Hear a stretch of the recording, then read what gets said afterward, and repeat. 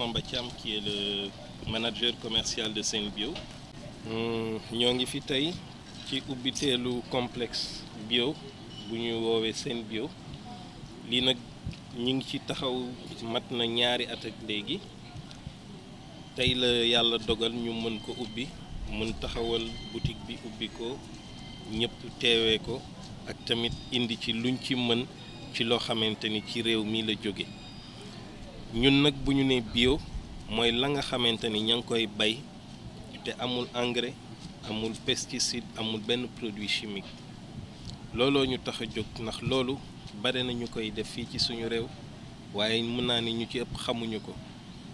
te boo nee bio am na benn connotation négative bu mu am dañu naan moo gën a cher gënul cher de ndax la baykat ba di jëriñoo bokkul ak kay def conventionnel sax la muy dépenser ci jënd engrais ci jënd pesticide ci jënd ay yenn produits yoo xamante ni moom lay gën a baaxalee meññeefam mais ñun loolu fekk ñu ci la jóge ci suñu poulailler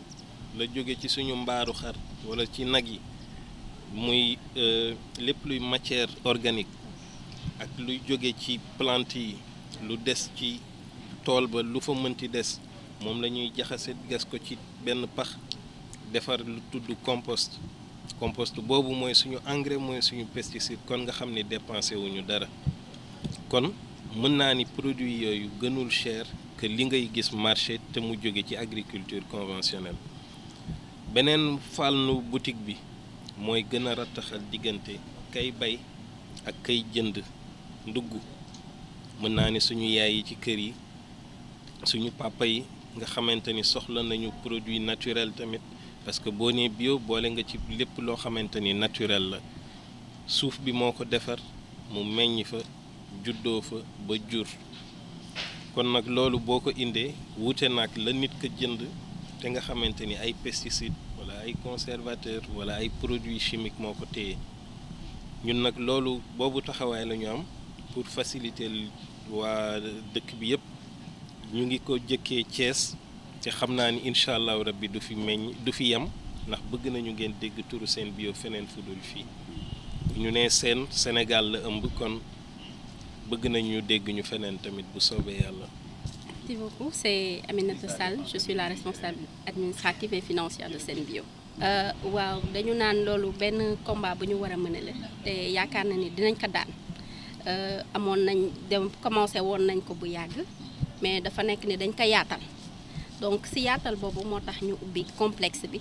def ko boutique waaye def si restaurant ci côté bi boo xam ne nii nit ki li muy lekk du am tooke si mbay mu sell la jóge li nga xam ne nii tey moom lay ñëw ci restaurant bi duñ ci def ñun jigéen yi ñuy faral di def amul benn additif boo xam ne nii daañ ko ci yokk les produits naturels yi ñu am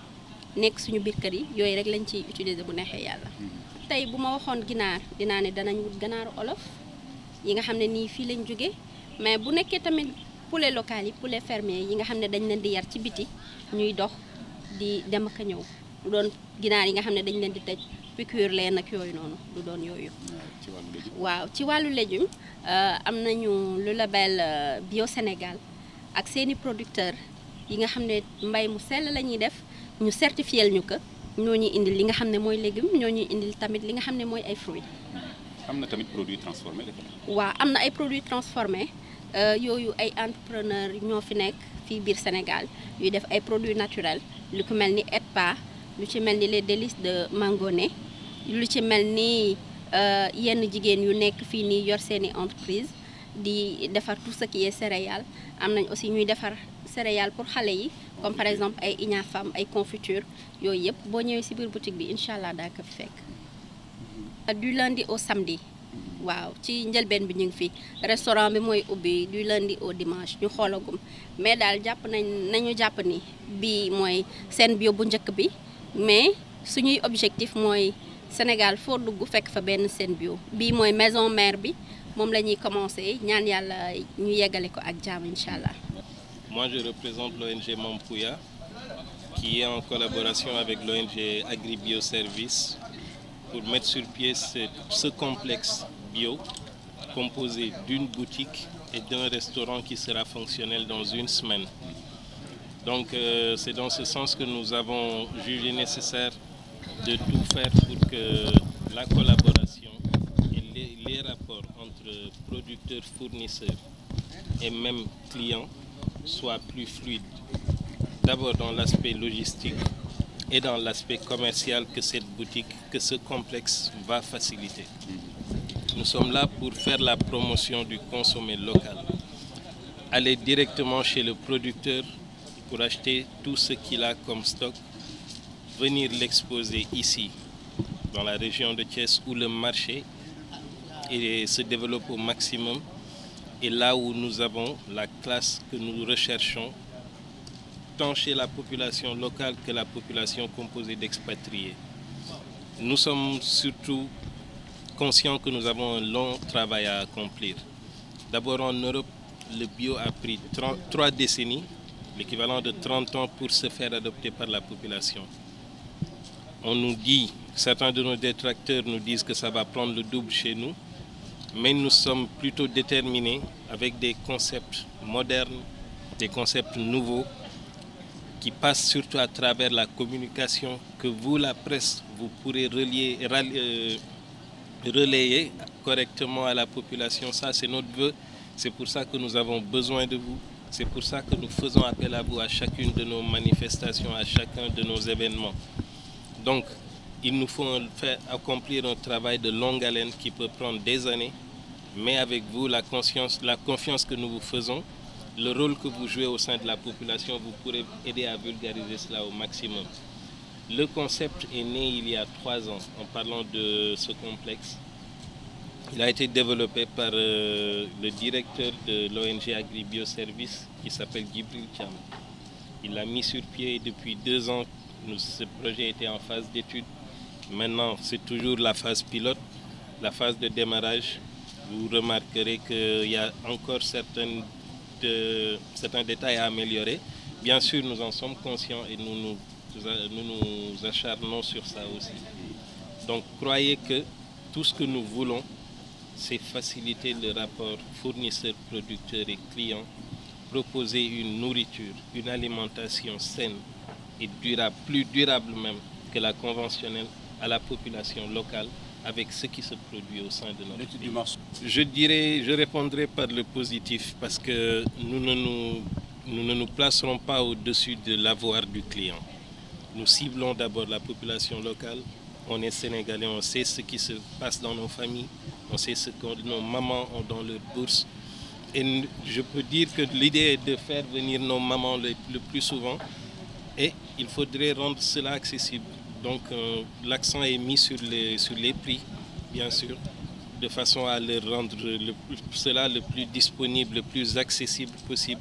en baissant tout ce que nous pouvons comme charge aussi. Parce que ici,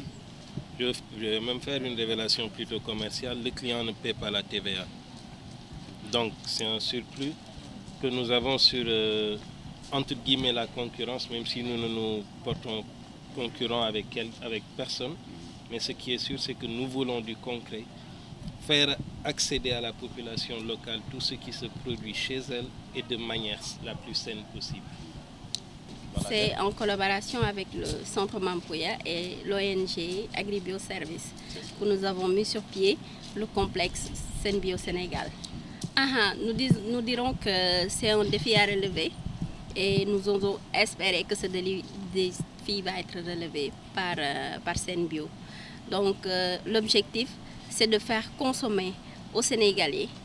le consommer local et tout ce qui est issu de l'agriculture biologique et écologique aussi.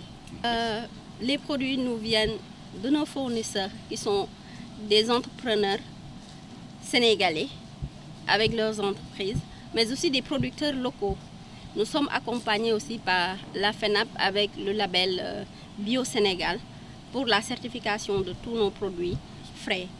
les légumes et les fruits. Donc, les produits que nous proposons, nous avons de la charcuterie, nous avons des produits frais comme le poisson, nous avons tout ce qui est légumes et fruits, nous avons des produits ligneux forestiers, nous avons des jus naturels, nous avons aussi des confitures, tout ce dont une personne a besoin dans sa maison pour se nourrir.